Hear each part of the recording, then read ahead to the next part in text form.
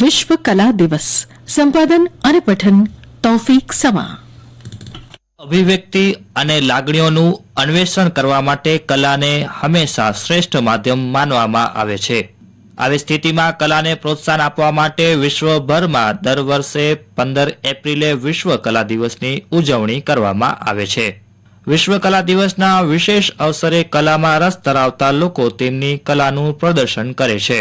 15 April 2012ના રોજ પ્રથમ વખત વર્લ્ડ આર્ટ ડે એટલે કે વિશ્વ કલા દિવસની ઉજવણી કરવામાં આવી હતી. 15 એપ્રિલ 1452ના રોજ મહાન ઇટાલિયન ચિત્રકાર લિયોનાર્ડો દ વિન્ચીનો જન્મ થયો હતો. તેમની જન્મ જયંતિ પણ આ જ દિવસે ઉજવવામાં આવે છે.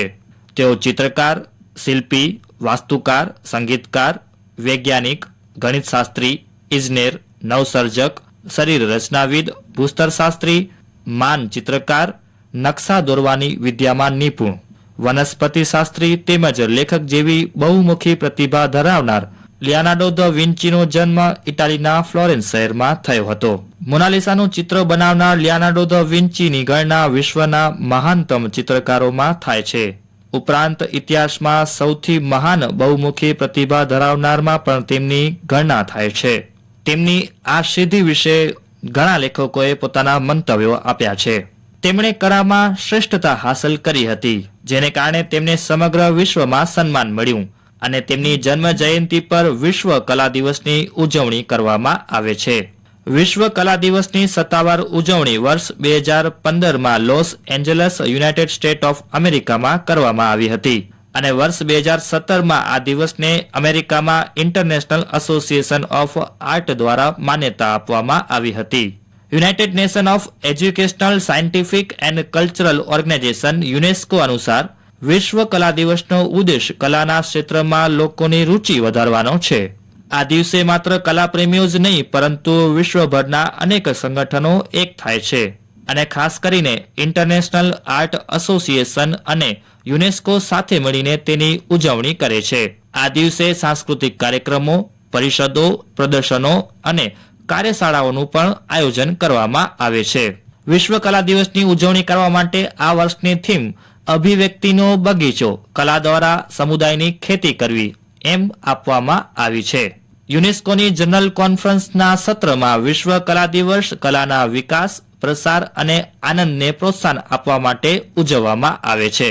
કલા વિશ્વભરના તમામ લોકો માટે સર્જનાત્મકતા, નવીનતા અને સાંસ્કૃતિક વિવિધતાને પોષે છે અને જ્ઞાન વહેંચવામાં, જિજ્ઞાસા અને સંવાદને પ્રોત્સાહિત કરવામાં મહત્વપૂર્ણ ભૂમિકા ભજવે છે.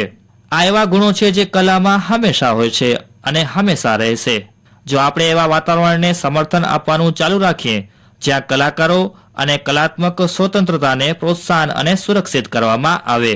આવી રીતે કલાના વિકાસને આગળ વધારવાથી મુક્ત અને શાંતિપૂર્ણ વિશ્વ હાંસલ કરવાના માધ્યમો પણ આગળ વધે છે. દર વર્ષે 15 એપ્રિલના રોજ વિશ્વ કલા દિવસની ઉજવણી કલાત્મક રચનાઓ અને સમાજ વચ્ચેની કડીઓને મજબૂત બનાવવામાં મદદ કરે છે. કલાત્મક અભિવ્યક્તિઓની વિવિધતા વિશે વધુ જાગૃતિને પ્રોત્સાહિત કરે છે અને ટકાઉ વિકાસમાં કલાકારોના યોગદાનને પ્રકાશિત કરે છે. તે શાળાઓમાં કલા શિક્ષણ પર પ્રકાશ પાડવાનો પ્રસંગ પણ છે, કારણ કે સાંસ્કૃતિક, સમાવેશી અને સમાન શિક્ષણનો માર્ગ મોકળો કરી શકે છે. વિશ્વ કલા દિવસ પર શીખવા, શેર કરવા અને ઉજવણી કરવા માટે ઘણું બધું છે. યુનેસ્કો સાંસ્કૃતિક કાર્યક્રમો અને પ્રસ્તુતિઓ અથવા પ્રદર્શનો જેવી વિવિધ પ્રવૃત્તિઓ દ્વારા જોડાવા પ્રોત્સાહિત કરે છે. આવો આપણે સૌ સાથે મળીને વિશ્વ કલા દિવસની ઉજવણી કરીએ. હમણાં જ આપ પ્રાસંગિક સાંભળી રહ્યા હતા, જેનો વિષય હતો વિશ્વ કલા દિવસ. સંપાદન અને પઠન તૌફીક સમા.